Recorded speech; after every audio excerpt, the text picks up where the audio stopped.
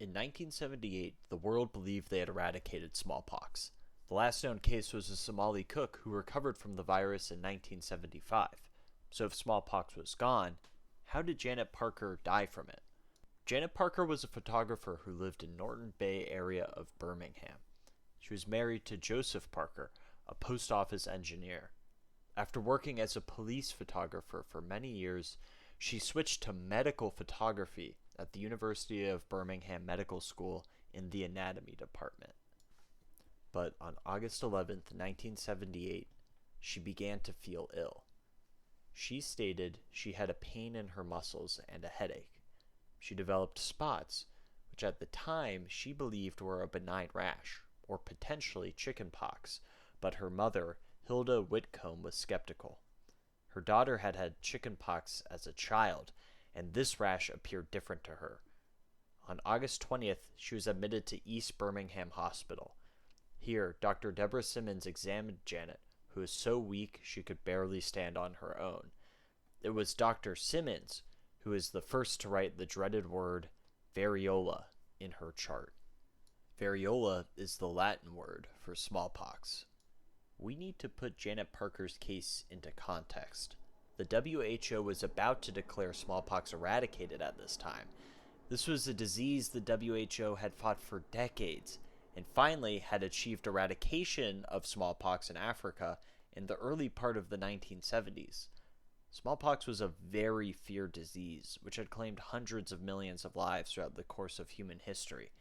So a new smallpox case naturally caused international attention and fear.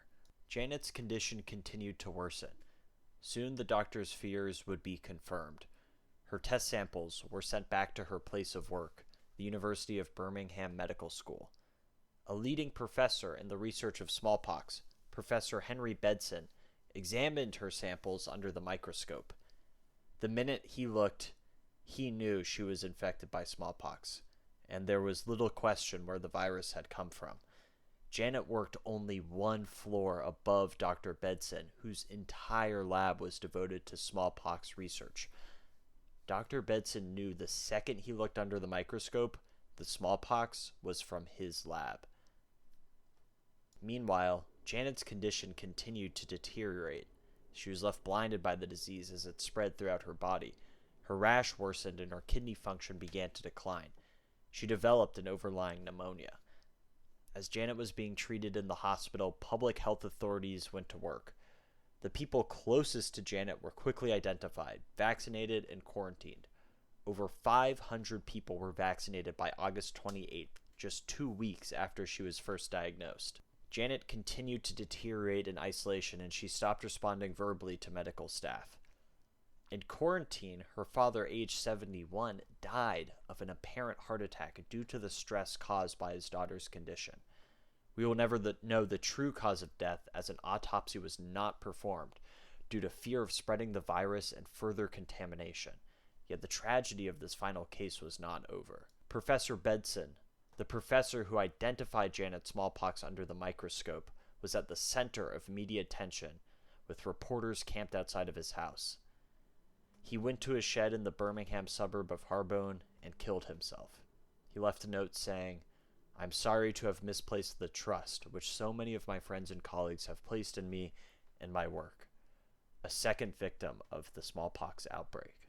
Janet died 5 days later, on September 11th, 1978, the final victim of the smallpox outbreak.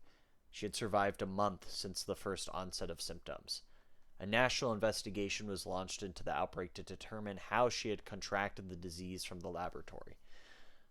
In October of 1979, 3 judges at Birmingham Magistrates Court dismissed the prosecution's evidence that the University of Birmingham had violated any laws and did not hold them responsible for Janet's death.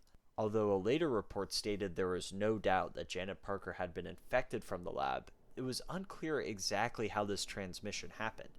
There were 3 possible methods of transmission: air current transmission, personal contact, or contact with a contaminated apparatus. A later report proposed air current transmission, as an air duct led from the laboratory up to the room in the anatomy department where she worked. However, other professors disputed this claim, as smallpox could normally only be transmitted when standing in very close proximity to an infected person. Therefore, other doctors believe that Janet Parker came into contact with smallpox on laboratory equipment. How she might have come into contact with this equipment, the doctors are unsure. Unfortunately, we will never know how exactly she contracted the virus, but we can still speculate to this day. The last case of smallpox was a tragic, terrible accident that not only claimed the life of the patient, but also her father and a professor. After the fallout from this incident, smallpox samples were either destroyed or moved to a higher level of laboratories with stricter PPE guidelines. 2 years after her death, the WHO declared smallpox eradicated, and there hasn't been a case since. Thank you for watching this video. This is the first video in a series I hope to do about different medical events throughout history. I'm currently a last-year medical student in the United States, so I have some time on my hands. Like and subscribe if you enjoyed.